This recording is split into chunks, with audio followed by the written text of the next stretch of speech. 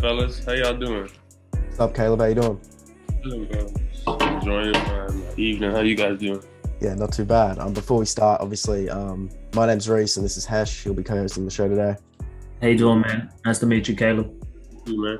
How are you handling the COVID situation so far? Obviously, it's a big part of the NBL at the moment. There's not much games being played. Are you guys currently in quarantine, or what's the go with your situation?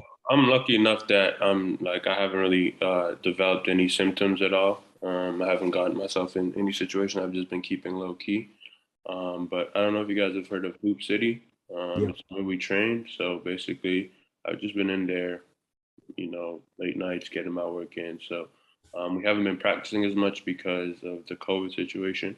But I'm still getting my work in, and I'm just happy that I'm able to do that because I haven't gotten any symptoms or anything. for sure. First of all, let's talk about how you're liking Australia. Uh, it is your first time here, I presume. Mhm. Did it meet expectations? Did you have any stereotypes before you came? Yeah, everything's been cool, bro. Actually, it's funny you said that because I found a dead lizard in the ice machine today. So like I'm like, bro, this is just Australia then, I guess. But all the animals kind of scary. The insects is kind of scary.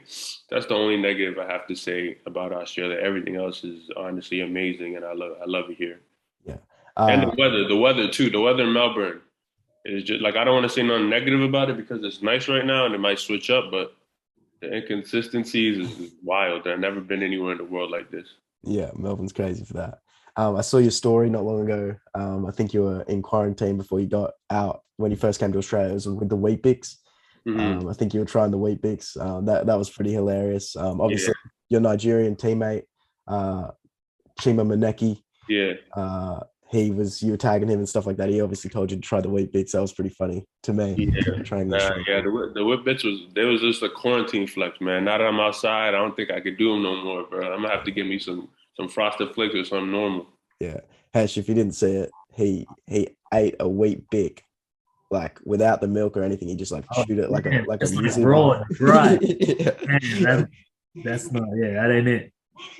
So Caleb, congrats on being selected for the Nigerian Olympic squad early this year. Obviously, representing your country is a big achievement, and that's why a lot of people play the sport in the first place. Take us back to kind of when you found out you were on that team. Where were you, and how'd you find out? How did it feel? Well, like the selection process of the team was like a long one. It was almost like I would say 2 months of the summer. I got to San Francisco with a bunch of other players who were, trying out June, mid June, and just like kind of just battling my way. My spot wasn't guaranteed. I was an overseas guy, so yeah. So like I was just like I had a good season. I was just kind of ready to come in and see where I stack against like the elite players from Nigeria. So there's a lot of different people. A lot of NCAA guys, a lot of overseas guys, and a lot of NBA guys. I knew that it'd be difficult because the talent coming out of Nigeria is insane. But I just like one thing I like to tell myself is that I work hard and every situation I'm in, I deserve to be in. So don't overthink nothing. Just go play and see where it lands you. And fortunately enough, I was able to land on the team and represent Nigeria at the Olympics, which is a first for me. And it was like one of the biggest accomplishments in my life to date. So Yeah, man, that's a dope story. I think that's a good mentality to kind of have, something that a lot of athletes I think can learn from. What was the culture like of that team, man? Because I had you guys. I mean, I'm sorry to bring up old wounds, but yeah, obviously you guys didn't perform as well as you would have liked in the Olympics. But I had you guys medaling. That's yeah, what you just touched on it. You guys had a ton of NBA talent. yeah, It was a good team, and you made some noise pre-Olympics, like yeah. beat America, and you guys were looking good. Talk us a little bit about the team itself and the culture and how it kind of was and how that experience was. So we had Mike Brown as our head coach, which is the first, I think, NBA coach to ever represent a Nigerian country or an African country, sorry. And a lot of things were put in place, like for us to perform at a high level. He put a lot of he sacrificed a lot for the team. He put a lot of stuff together, got us good facilities, got us gear, all that stuff, which was like a first for Nigeria. But then when it came to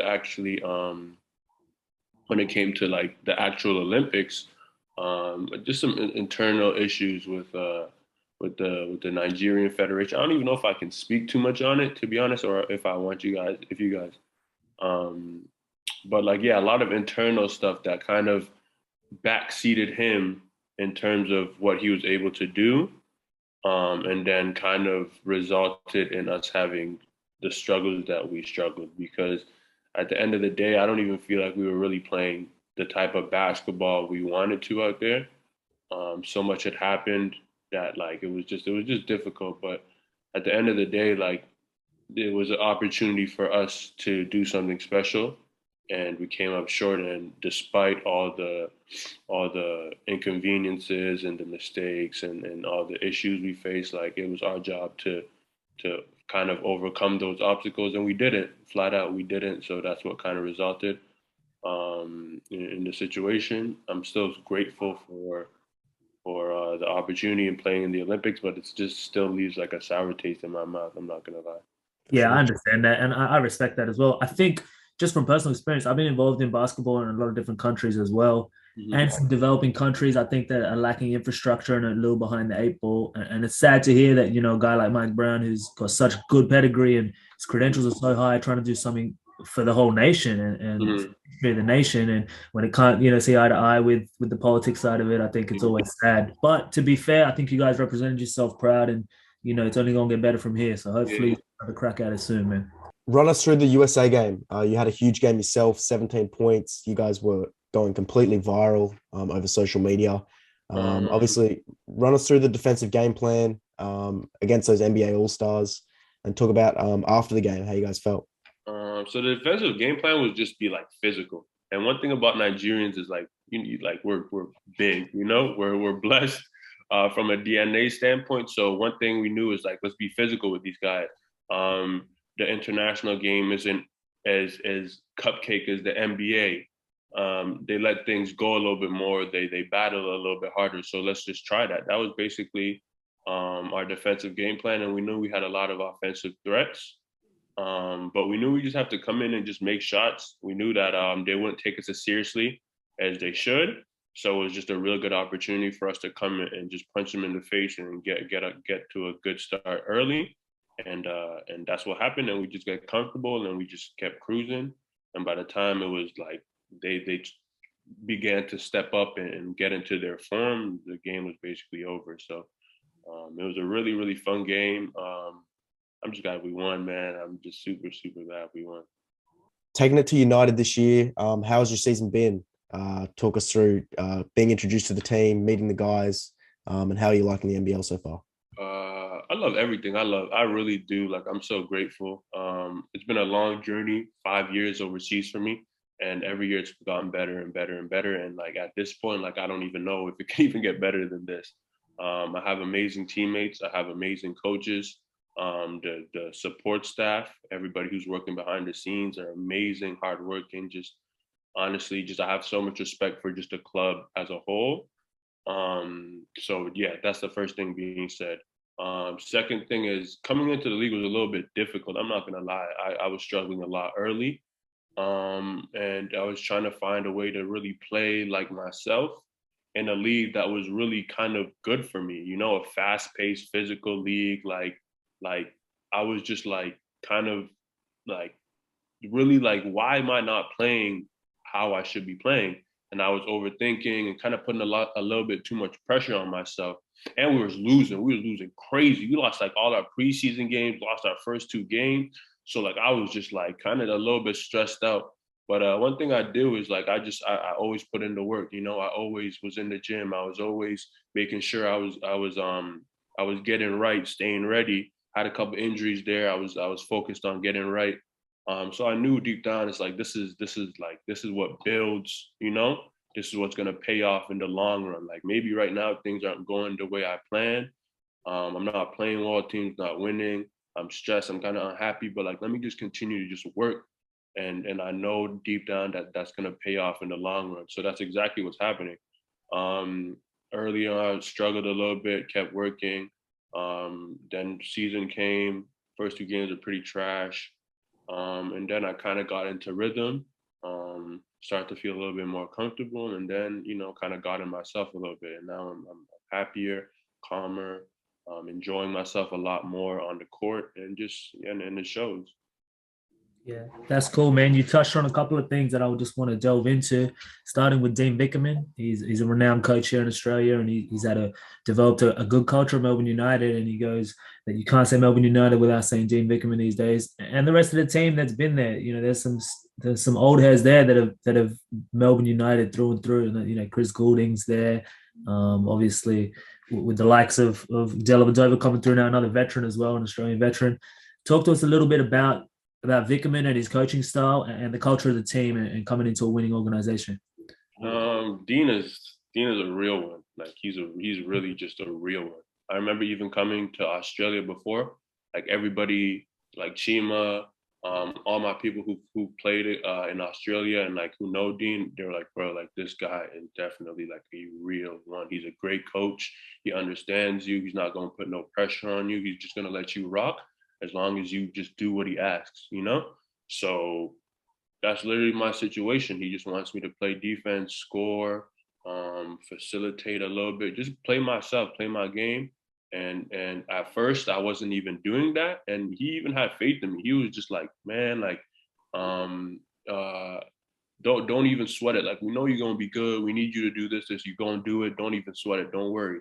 And even in the case, like, I remember, like, in the preseason, I started to come off the bench a little bit. But I came and talked to him, and I was like, Coach, I don't feel comfortable, like, with how I'm playing. Like, if you want to bring me off the bench and help me get more, like, situated with the play style of the league, like, that's cool. Like, and he was like, yeah, sure, like, whatever, like, let's do it, you know? And then, yeah, things start to kick off after that. And, yeah, it's been good. So Dean is just like definitely one of the best coaches I've ever had in my career. And like obviously I don't even have to say that. His record speaks for himself. He has like 7 chips. Like he's just chilling. He's just chilling. And then CG, and then the rest of the team is like amazing. Like our vets. Like I feel like in terms of this season, like I've just been blessed with so much. Like David Barlow, like one of the realest teammates I've ever had. Like just super, super intelligent. Made it super easy for me to kind of fall into the system and understand it a little bit. And just a positive, great guy to have on in the team, in the locker room, like just telling guys to do, understanding how to go about certain things, and just like a great voice for myself and even the young guys too. So Barlow he's the GOAT too out here. Delhi also the GOAT, just the most positive teammate, hardworking, like just a really, really great person. Like, so I love Delhi. Delhi's a real one. And then CG is just CG. Like I don't even know how to explain it, bro. He's so talented and he just makes it look so effortless. I'm definitely a fan of CG's game. Like like his jump shot is like Steph Curry-esque, and he really is a bucket. Like you guys probably know better than me, so I'm still learning a little bit. But like he really like CG's a hooper. Like he can really like pass. Like the things I've seen in practice, I'm like, man, this guy's like he's tough, like super, super tough. But that's just me, like just getting to know him. It's my first time really being in Australia, so you guys already know that too. So, and he's the captain, right? So he's won a championship. He knows, like he's played in the league for so many years. So he's had he's probably had the seasons where things didn't go well and the seasons where they just fell short and all that. So like he definitely has his experience on the team, and his like again, like Barlow, his track record speaks for itself. So all those vets that we have, am I forgetting anybody else? Yeah, those are like our core group of vets. Like those guys are just like amazing, and they make my job easier, and it makes basketball easy, simple, and just fun. So I'm grateful. Yeah, that's cool to hear. Like you just alluded to it. Your job, obviously, traditionally speaking, the imports coming into this league have a lot of pressure on them to perform, and the scoring bulk kind of falls a lot on the imports, and they're the first to get criticized. I'm just being real. They're always, you're coming into that situation where taking on that role, that just tends to be the case. How has it felt in the Melbourne situation, being the only import, I know you got Ariel there who's a next star, but being the only import at the moment, have you felt any of that pressure? And mentally, I just like to delve into different athletes and how they respond. Do you read what's said about you or what people might think? I don't pay attention. I don't pay attention to what anybody else's opinion of me is. I know who I am, and it's everybody else's job to kind of find out. And they're gonna find out eventually, you know. Even in the preseason, like I was putting way more pressure on myself than I feel like anybody could write out on me. You know, I was really just going through it, just trying to get out. And like I said, I believe in myself. I work hard, so that's always going to speak way more volumes than anything I could say for myself. So I don't listen to any type of. I do listen to criticism, but only from the people that matter. So like my teammates, my coaches, you know, the people who are actually on the court with me. Everybody else is just that's their job to talk. You know, that's their job to criticize and give their analysis. So I don't listen, and there's no real point for me to. That's dope, bro. I got one. Sorry, Brees. I got one more question from Caleb. So I was courtside at the Sydney game, and even in preseason, I'm noticing I like to watch like little details and just how players interact and what they do. Yeah. And you talk, man. Like I can see your mouth moving. Like you've been snoring a little bit, man. And I like it. Like I really mess with the energy. Like you play like you don't, like you said, like exactly what you said. You don't care what anyone's saying about you. You don't really, you couldn't care less. You know who you are, and you're confident in that. Have you found that you've been talking a lot this league? Is that normal for you? Like what type I don't talk a lot. I'll tell you, I'll give you some inside information right now because it's actually funny. So you was in the preseason game? Well, I've just been watching you the whole season, and most games you get into a little bit with somebody. Yeah. You just so talk. like in the preseason, we played Sydney, and they had this little short point guard with the hair. You know what I'm saying? And that's my So boy. But yeah, we good. was Say your piece, losing. bro. We was losing that game, and like at this point, we like we're losing a bunch of games. I'm injured. Like we're not like just the energy is not there. You know, we're still kind of coming together as a team, right? Yeah. So like this little guy just like he just starts talking. You know, at the end of the game, like yeah, like getting hype. You know, and I'm just like, bro, what? Like this is preseason, bro. Like don't do that. Like please don't do that. Do not do that. Do anything but that. Take your win and go. But don't start talking in preseason because this is going to catch up to you. So then we play Sydney for the third time at Sydney. And then I'm just like, that was when I was just going crazy. I was just talking, but like I couldn't even stop myself. I'm not even that type of player, but I was just like in his face, trying to pick him up full court, let him know. Like, and I kept saying to him, I'm like, bro, I got the receipts right here, bro. You was talking all that stuff in preseason. So what's up right now? So and the thing is I don't take nothing personal. It's all love, like it's not, but like on the court, I just like so when you say that I'm a talker, that was a specific situation. Other than that, I don't really feel like I'd be talking like that. I'm more of a calm guy. Just kind of get into my game and just be comfortable. But that was the one situation I could tell you about. Cool. For sure. Good story. I like it.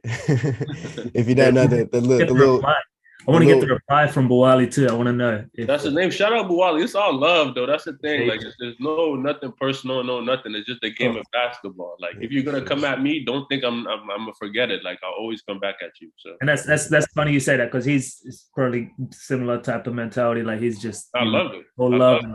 I've been there too. Like you know, you get a little cocky, and then somebody has some receipts for you, and then all of a sudden you gotta step up to him like a man, and then sometimes it goes your way, sometimes it doesn't. But shout out that was Buwali. Yeah, you're cool. He's tough too. He's a good player. He's young too, right? He's like 19. Yeah, he's tough. Like he has a bright future. He has a really bright future. So it's all love. We'll take it back to your college basketball days. You obviously spent 4 years at Ottawa, the GGs. Talk about what you learned from college basketball. Actually, so in Canada it's actually 5 years instead of 4. But it says 5 here, but I just thought 4. Yeah. So in the Canadian Basketball League you do 5 years. Okay. But also I don't know if I don't know what college basketball here a thing. I don't is it a thing? I'm not too sure. It's not. It's not a thing. So in Canada, like every country has its own specific rules for college sports. So Canada was just we play for 5 years, all sports you play for 5 years. I was there all 5 years. I enjoyed it a lot. I was super young still, still growing into my basketball form and like just being a young 19, 20, 21 year old, you know what it is. Like I was just in college, wilding, doing my thing. Like basketball was just like my passion still, so I kept working, like stayed in the gym. Um, and yeah, like it was just fun. I grew a lot. I was in I was at like the school I went to was one of the top schools in the country. So um we always competed for some type of national or provincial medal, and I think that's what really kickstarted like my like my my pedigree for just like winning and my desire to win, you know, because just being in an atmosphere and an environment that just demands winning, like that's just like the number one thing for me, you know. I had an amazing coach, He was super hard on me. I don't even think he was that hard on me. I think I was just young and a little bit like immature. But I'm grateful for how he was with me, because it definitely helped me develop into who I am today. And his kind of routine and the way he does things was definitely like needed. Like it was the structure I needed to continue to grow and evolve. So I'm so grateful for like my college situation, and how it went about. And honestly, and also one thing I want to say is that so our the we play in the I played in the OUA for 5 years. That's like the provincial league. I don't even know who's gonna see this, but to like anybody who does see this, there's an issue with the league. They're shutting down because of COVID, and it's tough because like a lot of these student athletes won't get a chance to play basketball and do their dreams. They're kind of just paused, and that also happened last season too. So it's again like two years of just difficulties for them. So I just want to send out like some love and support to all the athletes who may see this, and I want everybody to know that like the government of Canada definitely should allow the OUA to play basketball and get these student athletes a chance to chase their dreams. So just want to say that. That's dope, man. So then from your college days, you obviously turned pro, starting off your career at, I'm gonna get some of these names wrong, so I'm gonna try my best. Yeah, Started with Prat Juventud in yeah, Spain, 2017-18, then moved to Melilla Baloncesto. Is that right? yeah. Yeah. And then went back to Canada, played for Hamilton in Hmm. the Canadian Elite Basketball League, and in 2020 signed with an Israeli team, Hmm. Hapoel or Sheva. Yeah, I butchered that. But yeah, so you've been around, man, and you've in a short period of time you've traveled the world and been able to play the sport you love. Talk to us a little bit about how all those different places of influence kind of the player you are today. it's just a journey, man. Like every year I come in with a different expectation, with a different mindset. Um, Actually, no. Every year I come in with a different expectation, but the same mindset, which is just to work, and the work is just gonna pay off. That's basically my mindset. And then expectations will be okay. Like, how am I gonna improve from next year and show that I'm a better player than I was last year? So like all the countries I played in, Pratt was like my first time coming out of college and being a pro and like seeing what professional life is like. It was tough. It was a lower budget team, like super low. So like I was kind of like I had like two roommates, Marlon Johnson and Alex Campbell. Those were my guys. Alex Campbell, that's my brother. So he were actually from Canada, both of us. So I had two roommates, and we was just like, you know, long bus rides, like tough living situations, not getting paid too much. So it was definitely difficult, but I knew that it's something I wanted to do. So I knew that like I just had to work through it, you know, continue to try and be better, because if I could push through it, I'm not going to be back in the situation again. It's only going to keep going up from here. So that kind of just was one of the first things that taught me about like really being resilient and just continuing to work all the time, like, because if you want to keep moving forward, that's literally it. So that's what I learned in my first year in Pratt. My second year, it was about the same thing. It was a way better situation, getting paid more, lived by myself. But it's like one of those, that year was like I was a little bit more lonely, you know. I was on a team where hardly anybody spoke English in a city where nobody like spoke English. So I just had to kind of, you know, grow up a little bit and really realize that like I'm by myself. and it is difficult, but I still have a job to do. I actually re-signed in Malia. Actually, when I went back home, I played for the CEBL, which is a really, really good league. It's still pretty new. It takes place in the summer, so when a lot of the guys from overseas come back, like they could play. So I played like a couple of games for them every summer for the last couple of summers. And it was cool. It just gave me an opportunity to play at home in front of all my people. So I loved it. And the league is really, really good. So that was cool. And then I re-signed back to Malia and then played there until COVID stopped the league. Then I went home for COVID. Then got a chance to go to Israel and finish the COVID season, the first COVID season. Did my thing there. Then they re-signed me. And that's when so a short pause. So basically I was stuck in the second division because that was where I was in Spain. I was in the second division and all I wanted to do was get out of the second division. I wanted to play in the first division. That was where the top players were. That was where the money was. That was where I could really make a good living playing basketball, was in the first division. So when I got a chance, I had been stuck in the second division and I wasn't really getting a chance to get out. I had a bunch of agency issues, a bunch of just so much nonsense that like a lot of overseas players have to go through. So during the COVID season, that was actually my first chance of playing in the first division. So I took I was different. Like it was just a different mindset for me after that. That was when it was like, okay, like this the opportunity you've always wanted. Like let's turn the work up all the way. Like ain't no chill time, ain't nothing but basketball. Let's see what we could do. And yeah, and then I had a really, really good season, a really, really good season. I led the league in scoring, had a bunch of big games, developed and stepped into the player that I am today. Like I took what I learned from that year and the work, and that's like my standard of work to this day.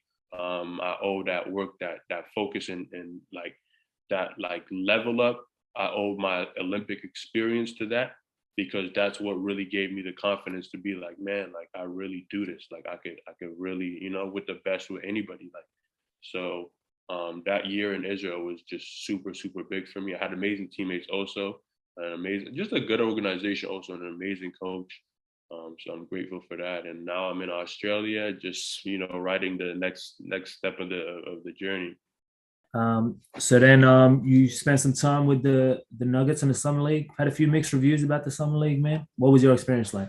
It was cool. It was my first time ever being to the summer league, and like coming from where I come from, like Canada, not a bunch of guys get that opportunity.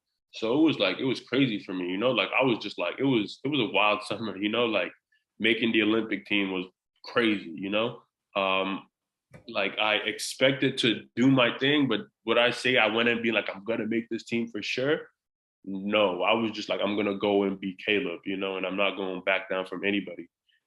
So I made that and I was like super high on that, but then how our performance on the big stage kind of was down, but I had to stay focused because I get my first summer league opportunity. So like I had to just be ready and be focused.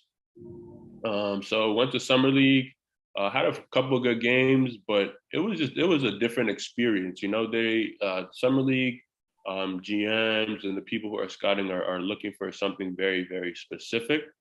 And I needed to have more information and just understand how the NBA really works in terms of how I go about doing things. So I feel like my inexperience was was the biggest issue, because I really I watch the NBA. I really don't know too much about how it goes. And all I know is way different than Europe, way, way different from Europe.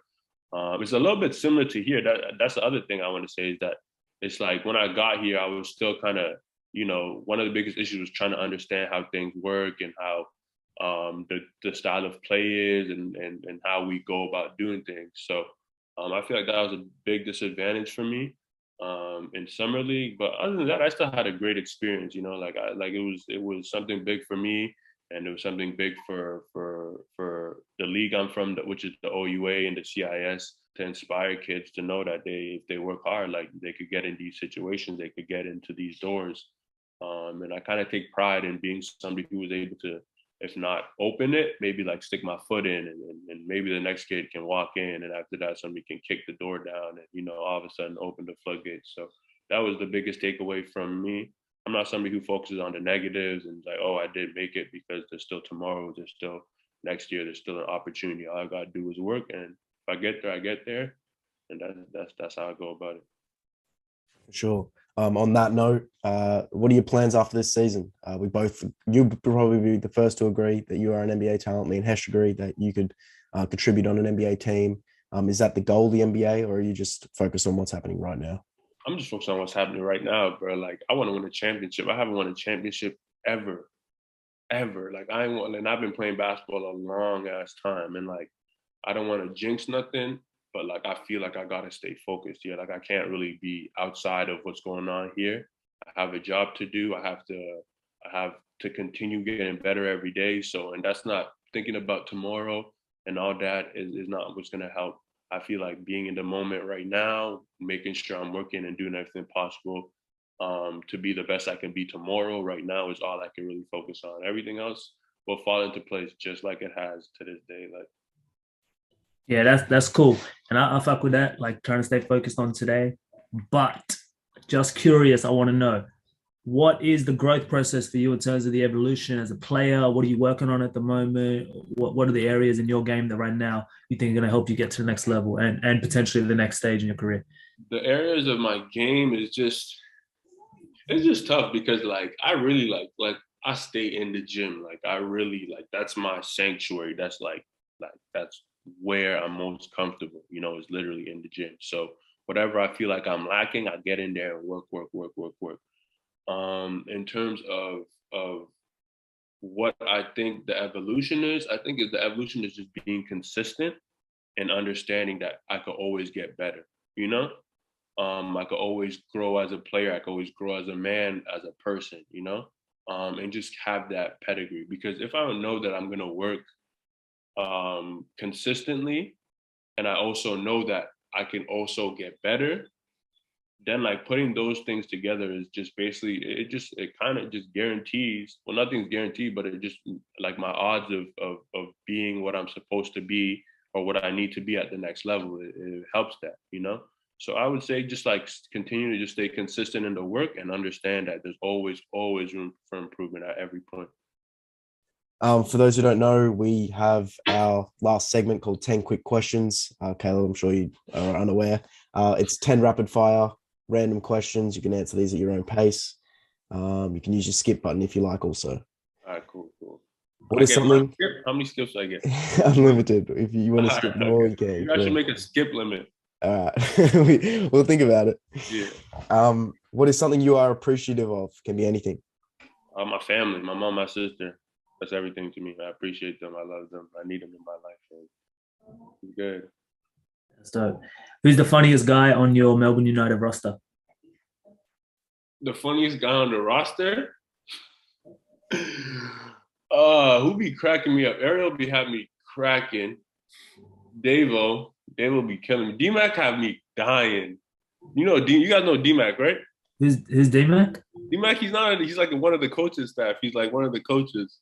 Oh, Darryl McDonald. Yeah. That's my guy. D-Mac be in the gym with me like all the time. D-Mac have me cracking. Dude, he's goated, man. NBL status. Like he's had He to go. So like I'm just trying to just go under his wing and just like listen to him and just, have him tell me like what's good in Australia. So that's the OG. That's my big guy. Have you seen his tape at all?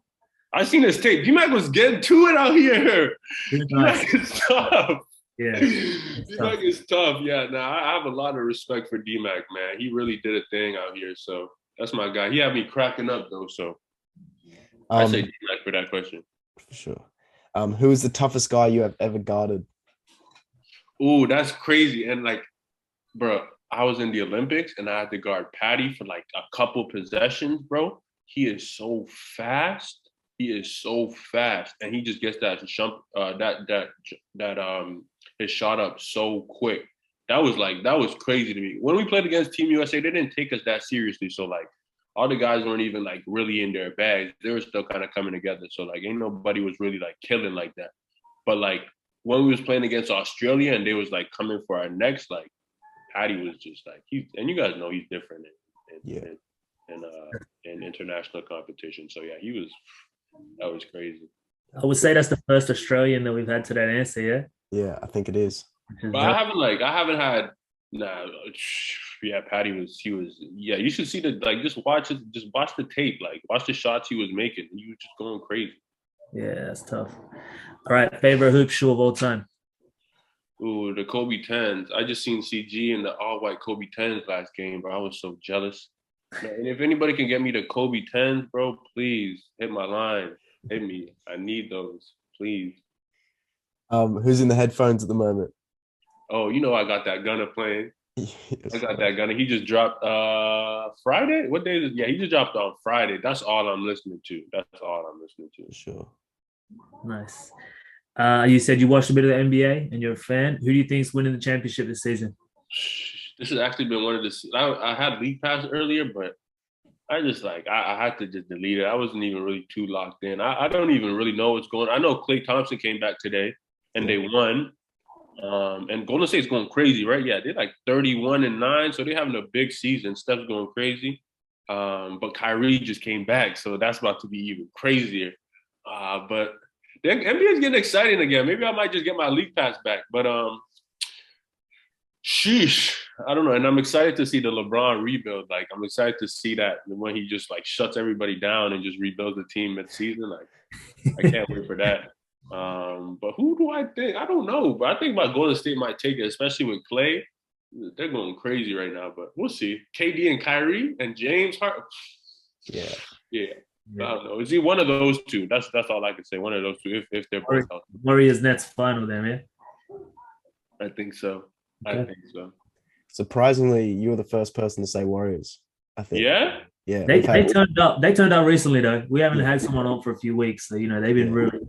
So what kind of S have you been hearing? We got Nets, Bucks. We got a Nuggets. Bucks. Someone had Nuggets. Who said the Nuggets? Nick K.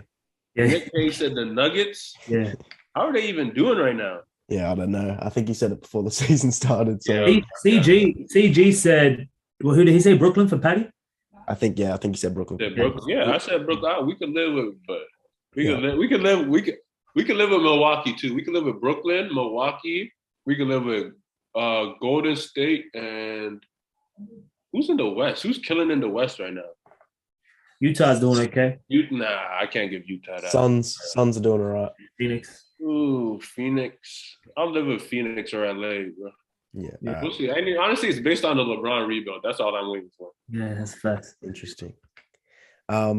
Celebrity crush. Man, I don't like no celebrities. I don't like no celebrities. I really don't. I swear, I don't like no celebrities. Like, because you want to know why? Because I'm a personal person. So I'm like, I can't like a person who don't even know I exist. You feel me? Like, I'm not about to give you clout like that in my life. So like, I don't like nobody right now. That's my favorite answer I think we ever had to that one. Yeah. Guys be dropping names thinking that the girls are listening and shit, and you just came at us. Nah, it don't go like that. I got a crush on myself. I got a crush on basketball. That's tough. All right, game-winning situation.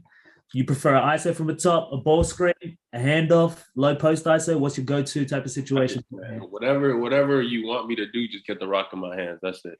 Okay. That's it. Like anything you need me to do, if you want me to ISO, I can ISO. If you want to give me a ball screen, give me a ball screen. Like, it doesn't matter. Just put the ball in my hand. Confidence. I like it. Best stadium you've played at? Oh, John K. easily. That is jumping. What? That place is going crazy we came in 0-2. Oh, no, 0-1, bro. And we lost to Southeast. And we played so bad, bro. But like when I was in that gym, I really just forgot about all my stress, all my whatever I was just thinking about. Like I would make a shot and the crowd would just be I never played in front of a crowd like I have a handful of times, maybe two, 3 times. But yeah, John Kane, I can't wait to be back in there February, man. I cannot wait. 100%. So, all right, easy question to finish up, man. Who's winning the NBL chip this year? Who do you think? Oh yeah, there it is. Who do you think is going to be in the finals with you guys? It don't matter, bro. It doesn't matter. It can be anyone. We just trying to get better and be the best we can be. Whoever want to meet us there, like we'll see you there. I like the answer. I like it. Good way to finish up. We'll wrap it up there. Thank you so much for joining us, Caleb. We wish you all the best this season. And if United win, we'll invite you back on for you to tell That's us. You it. told Only us if you so. win, you guys don't mess with me, huh? No, I was going to say if you win, we can invite you on. You can tell us you told us so. All right, got you. Facts. We appreciate it, and we'll be cheering you on this season. No worries, bro. Too easy. All right, man. Thank you. Thank you guys so much for joining us. We appreciate it. Caleb was a great guest. Has that persuaded you at all? I know we get guests on all the time and they talk to us, and you kind of shifts your opinion on where they're going to finish in the end of the season based on their opinions and stuff like that. Does that change your mind on United? Man, I'll stay out of it completely, bro. Because all I'm doing is you're just making me look like a fool, bro. Changing my mind every episode. So I'm chill on that one. But I like his confidence, and United have been good so far. So Sure. Definitely. Caleb has a lot of confidence. He's looking great this season. He's starting to heat up. He had a really stat-filling night. One of the nights, I think he had 24, 14. Huge night, 4 steals, 4 blocks. So he's starting to heat up. United are going to do great.